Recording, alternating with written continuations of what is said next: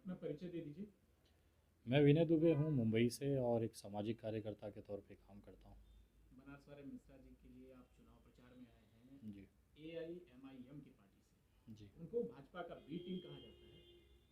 तो मुंबई से फंडिंग हुई है ओवैसी साहब की तरफ? फंडिंग तो भाजपा और कांग्रेस और एमआईएम और समाजवादी सभी की तरफ से हुई है सर। साबित आप करा लीजिए कितना फंड आया है। लेकिन एक चीज़ ये कहना चाहूँगा, जो बंदे ने अपने मेहनत से यहाँ तक अपना मुकाम हासिल किया है बिना संसाधनों के, हम उसके लिए लड़ने आए हैं। एक सामाजिक कार्यकर्ता के तौर पे बनारस का नाम देश में ऊंचा किया है हरीश मिश्रा यानी बनारस वाले मिश्रा ने। तो हम लोग के जैसे सामाजिक कार्यकर्ताओं की ज़रूर जिम्मेदारी बनती है कि आज उनके चुनाव में उनका हाथ बटाया जाए। ओवैसी की पार्टी को कहा जाता है कि हिंदू मुसलमान का रंग चढ़ाने के लिए ओवैसी बहुत काफ़ी होते हैं और उस पर RSS आग में घी डालने का काम करती है। तो क्या आप लोग बनारस को हिंदू मुसलमान की लड़ाई में फंसाने के लिए आए हैं? देखिए, खुद मुसलमान की लड़ाई हिंदू की लड़ाई में ओवैसी साहब फंस गए। एक टीकाधारी को उन्होंने टिकट दे दिया, अब कहाँ जाके झगड़ा कराइएगा?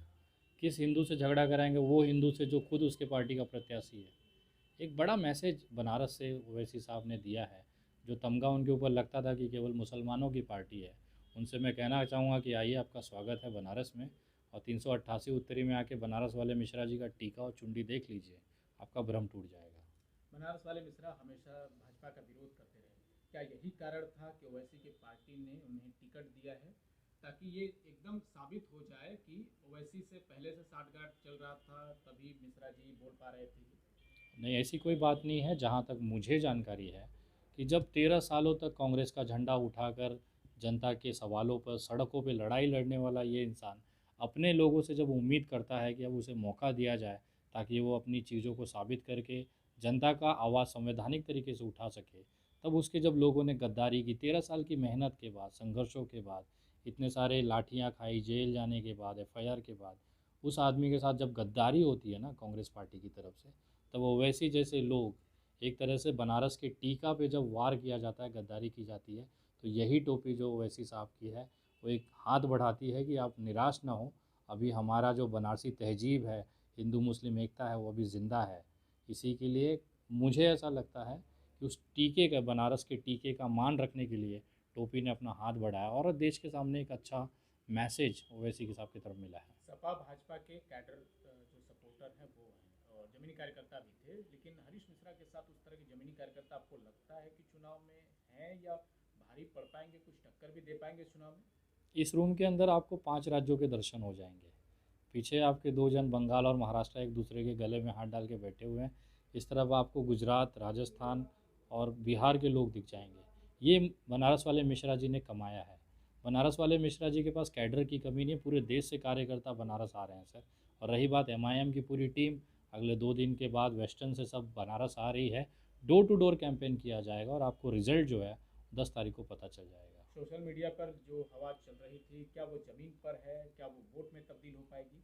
देखिए, इस समय कोई भी दावा करना या कोई भी भविष्यवाणी करना बहुत जल्दबाजी होगा, क्योंकि अभी सिंबल मिले सिर्फ 2 घंटे हुए हैं सर। आज सभी प्रत्याशियों को सिंबल 2 घंटे पहले ही दिया गया है। अभी 10-12 दिन है। 27 या 28 तारीख को मैं आपको क्लियर मेरी तरफ से बता दूंगा कि मिश्रा जी को कितने वोट पड़ रहे हैं और किस तरह से उनकी सीटें आगे जा रही हैं। ओवैसी जी कब आ रहे हैं बनारस? वैसे जी कभी भी आ सकते हैं अपना। वो हमारे उनका एक प्रोटोकॉल है। मोदी जी, योगी जी जैसे उनका भी प्लान्स होते हैं, तो किसी भी समय वो बनारस की धरती पर आगमन कर सकते कहा हैं। जा रहा है कि मुसलमानों को ओवैसी पर भरोसा नहीं रहा, तो मुसलमान अगर वोट नहीं करेंगे तो मिश्रा जी जीतेंगे कैसे? ये मिश्रा जी को मुसलमान ही काहे वोट करेगा? क्या जब वो सिलेंडर और महंगाई की आंदोलन करते तो केवल मुसलमानों के लिए करते थे? वो बनारस के लिए करते थे, बनारस का अस्तित्व, अस्मिता बचाने के लिए करते थे। आज सबसे ज़्यादा बनारस वाले मिश्रा जी के पीछे खड़ा है तो ब्राह्मण समुदाय खड़ा है, क्योंकि इस पूरे सीट में इकलौते ब्राह्मण कैंडिडेट हैं। और सभी जानते हैं कि जो नाराज़ भाजपा से ब्राह्मण हैं वो इस तरफ आ रहे हैं। मुसलमान अपनी तरफ से सोच सकता है कि उनका नेतृत्व कौन कर सकता है। जब CA NRC में जब मुसलमानों पे टॉर्चर किया जा रहा था पूरे देश में, तो क्या समाजवादी वाला कैंडिडेट आया था कि मिश्रा जी दौड़े थे? ये जनता तय करेगी सर।